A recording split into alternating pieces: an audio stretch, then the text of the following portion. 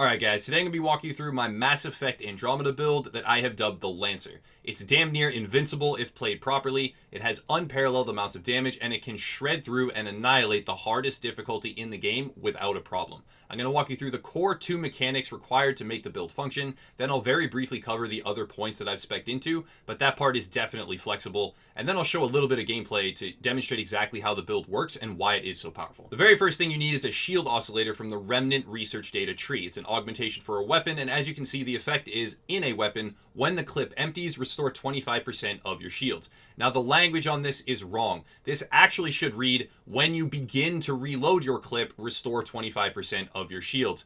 Because right now that's what the effect really is. So you're going to get this as fast as possible. It only requires 200 research data. It uses very common materials, very easy to get, and you can put that in pretty much any weapon at all, anything with a magazine or a clip that you reload manually, it will function. So get one of these and put it into any weapon that you want, your preferred weapon type, though I would recommend something that has a very low magazine size and a very long recharge time. Something like a shotgun works very well with this. The second core mechanic of the build is the Lance talent in the biotic tree. Now you're going to spec into this as quickly as possible. Almost every single point that you get in the early levels is going to go into this talent until you get to rank 6. You should check off as much damage as possible, though that's really user's preference. It's very flexible there, but the core premise and the most critical component in rank 6 is decreasing the recharge time but consuming the shields as a mana pool. As you can see here, it turns into a shield cost of 0.5. The Lance has no recharge time but consumes shields when used. This turns your shield into a mana pool. It's one of the most overpowered mechanics in the game, and that's what the whole build functions on,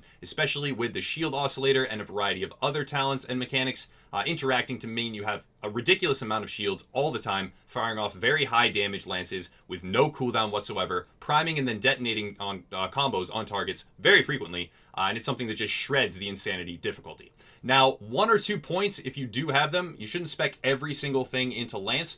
1 point in each of these talents in Incinerate and Energy Drain should be invested around level 1, 2, or 3. Get 1 point of Incinerate. You don't need to level it up all the way yet, but 1 point of Incinerate and 1 point of Energy Drain, and put both of those abilities on your bar as well. But once you have the Shield Oscillator and Lance at rank 6, the entire build will start to come together and function perfectly. After you've picked up the core mechanisms that make the build function, it becomes largely less important what you spec into and when, though pound for pound there are a lot of things that are better than others, so I will show you what I did and tell you when I did it. After Lance, I spec'd into Barrier and Offensive Biotics, getting both of them to about rank 5, rank 6, and then I spec'd into the tech tree, but I'll start with Barrier and Offensive Biotics and go through exactly what I've chosen. This is what I've chosen. All 3 of the bottom talents for rank 4, 5, and 6. I leveled this up fairly quickly, and things like 10% health and shield regeneration delay reduction are going to be very strong in the build. It cuts down on the amount of downtime that you have, though you are regenerating your shield from a variety of other sources constantly. This will still help you in a lot of situations. And then the final talent is shields restored at low health, 100%, low health threshold, 25%. This means that when you take damage at 25% health, you will regain every 10 seconds, if you take damage within that time frame, 100% of your shield, which means more infinite lances. You can just keep firing them off with no cooldown. It means more survivability. You're actually going to be regenerating your shields oftentimes faster than you can throw out your lances. So it's something that increases the survivability, the tankiness of the build, also increases your damage output, and makes it so that you can kind of face tank and face roll through the insanity difficulty. After that, you have Offensive Biotics. This just increases the amount of damage that you deal. For loose reference, here's all the different talents that I put in. Here's the different choices that I made at rank 4, 5, and 6. But mostly you're going to be picking up things that increase damage as much as possible. This will, decrease the time to kill on enemy NPCs and just allow you to complete content faster. Moving on to the tech tree, there are a couple different choices that I've made. Number 1, when you pick your actives, I have gone with Incinerate and Energy Drain, though you can pick something like Overload and switch that out for Incinerate. Energy Drain, however, is very important. Now, when you're speccing into your talents in the tech tree, I would opt for Energy Drain first, and the reason being that the rank 5 talent is very, very strong. You can spec into whatever you'd like over here for rank 4. It doesn't really matter. I chose recharge speed, but you can choose increased shields restored and increased damage. Doesn't really matter. But rank 5, you absolutely want to increase the shields restored per second by 6% for 4 seconds. Something that isn't listed on the Lance talent is that it doesn't actually require 0.5 of your shields. It doesn't actually require the entire amount that it should cost to cast. It just requires that you have any amount of shield at all, and it will then consume the rest of that shield. So picking up this talent means infinite lances for 4 seconds every time you cast the ability, as well as the fact that you get an initial amount of shields. So rank 5, energy drain, picking this talent is very, very important, and I would recommend speccing into that sooner rather than later. But again, it's not one of the core premises of the build. After that, you can pick whatever you want. I've chosen ally shields restored and 30% increased shields restored for myself, but that's not essential at all. Then moving on, we have offensive tech and auxiliary systems for our passives. I've chosen to spec into combo damage, things like tech detonator damage bonuses, because I have 2 active tech talent, skills or abilities that will prep a lot of times, the targets for combo detonations that my lance then detonates. So 30% increased tech detonator damage bonuses is going to be very, very strong. You don't really need to spec into anything else in particular. This is something you can really, put on a back burner. This isn't essential, but when you have the points, feel free to put them in here. Then you have auxiliary systems. Again, you can kind of pick whatever you want, but at the end, rank 6 here, this becomes very useful. So it doesn't really matter when you build this, but when you do and get to rank 6, opt for the top slot here, the shield feedback talent. Begins shield regeneration immediately, eliminating any delay when a tech power is activated. It only functions once every 12 seconds, but that means every 12 seconds you completely bypass the delay and begin rapid shield regeneration just from firing off a tech ability. And that works very well with something like energy drain to increase and replenish your shields very quickly, as well as have passive by 6% for 4 seconds, and then have this kick in as well. So all these things synergize extremely well. But they're not essential to pick up simultaneously. You can just get them as you have time and skill points. After that, I've opted to go into the combat tree, which may surprise some people, but there is a very specific reason. Number 1, we have the combat tools.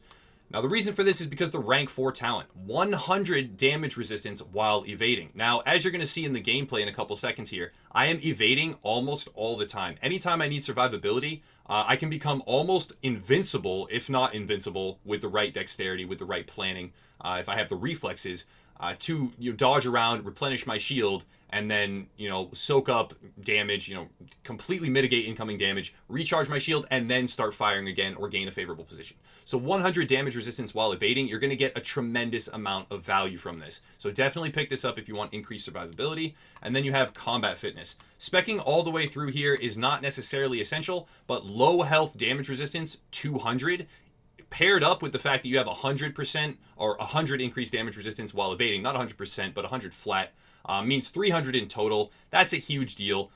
Couple that with the fact that when you get to low health and take damage, you're going to regen 100% of your shields every 10 seconds because of one of the talents in your biotic tree. So all of these things working together mean that the lower your health gets, the stronger you get, the more damage you can mitigate, and the more you can tank. So I would recommend picking this up. The combat tree and combat fitness in particular do help with your survivability. Next up, we have our weapons and gear, and I've put some nicknames on these things, but that's not really important. The only thing that's important is the augmentations. This is actually a Dawn shotgun for anyone that's curious.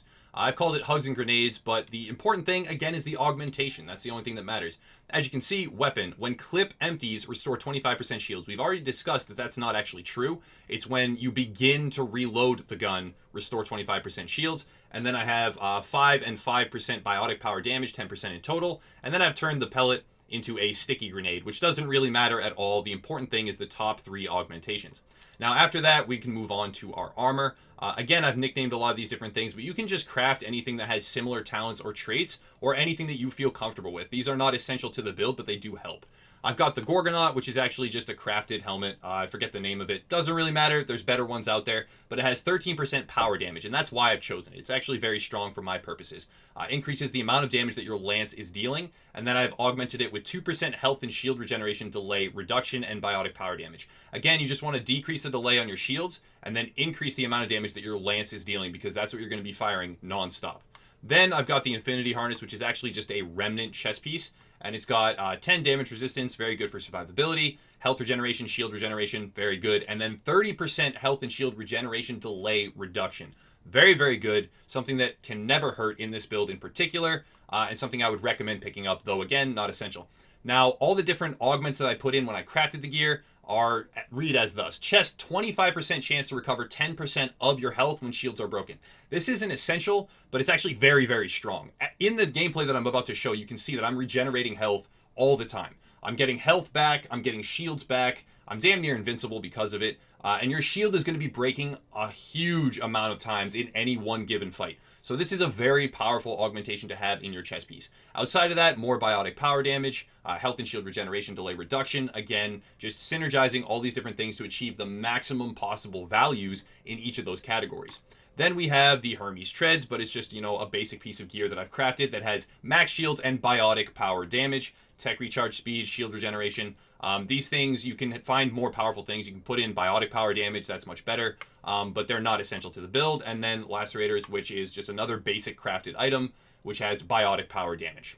Last up is profiles. I do believe the best choice is Sentinel, specifically because of the 30% all combo damage, which is going to be utilized a lot of the time with this build, and then because of the tech armor. Absorbs a significant amount of whatever damage gets past shields, paired on top of the already very high mitigation while evading, or when you do get to low health, and then you do regenerate 100% of your shields when you take damage at 25% health, as well as gain 200 damage resistance, and that's once every 12 seconds, gaining 100% shields. So there's a whole bunch of synergizing things where mitigating more damage that gets through your shields, and not much damage is going to get through your shields, and when it does, all you have to do is start dodging, and then you become damn near invincible, and you can just regen that shield and go back to being at a comfortable health and then fight again. The tech armor is going to be very strong. So I highly recommend Sentinel, though it is something that you can switch out. If you want to be using more weapons and have weapon damage, you can go with Soldier. There's various other ways that you can play, but Sentinel, I believe, is the best choice. To quickly demonstrate the wind-up process before I actually fight enemies, and I actually have a good segment of footage to showcase the way the build's going to work and the speed at which it can clear content.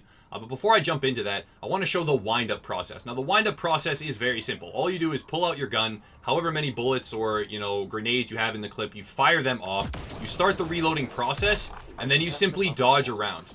Constantly dodge. And now what you're going to notice is that while you're dodging, every time you start to reload your gun, you're going to have that animation, and it is going to regenerate 25% shields. Now, I can also show this by throwing out lances. And as you can see, my shield is jumping up in segments every time I commit an action and start to reload my gun. So it takes a very long time for me to regenerate down to 0 shields. And even when that happens, I can keep throwing out the lances.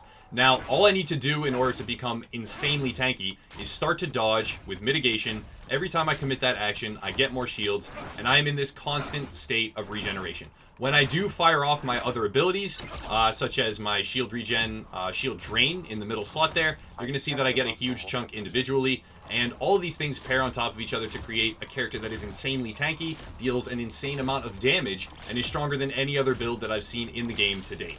Kicking it over to the live gameplay, I think it's important to discuss the pacing of this build. It requires a lot of dexterity. It requires you to constantly be controlling your character. It is anything but slow paced. A lot of people have been asking for faster paced builds. They don't like to go slow, even on the hardest difficulty, and this build performs that role to the letter. You can prep combo detonations with both of your tech abilities. You can detonate with your shield drain or with your lances at will. Those detonations deal insane amounts of damage. You can spam out abilities. When you need to, you can dodge with increased mitigation. You can get your shield back so much faster than is reasonable with so many different mechanics pairing together. And there's more synergies in this build than I could even articulate in the amount of time that I've already spent, which is a ridiculously long amount of time considering how linear a lot of people play this game. There are so many different interactions and there are so many different possibilities that I think this game is one of my favorites in a long time, though there leaves a lot to be desired with the cutscenes, the dialogue, and overall to me the story, the gameplay, the talents, the customization, and the different builds that you can make and the way that they perform are really, really cool. So let's see if you guys want to see more. Let me know in the comments below. This could be the first in a long chain of builds if there is genuine interest. The next one that I've already put together is a shotgun swarm build where you fire out every single individual pellet being this heat-seeking, detonating mass of super high RPM, giant swarm cloud of shotgun pellets that seek out targets. Annihilator. It's really, really cool. You sit in cover, aim at targets, and just fire out this big swarm of shots. But this right here is the strongest build that I found. That's why I wanted to lead off with it. I call it the Lancer. Very fast-paced, high, mechanically intensive, requires a lot of dexterity, unparalleled damage, unparalleled survivability. As you can see, when the shields break sometimes, it showed a couple seconds ago, you regenerate health a lot of times, so you can be inside a firefight constantly regenerating shields and constantly regenerating health. When enemies land, this was a very easy mission that I was, taking care of, even though it is on the hardest difficulty.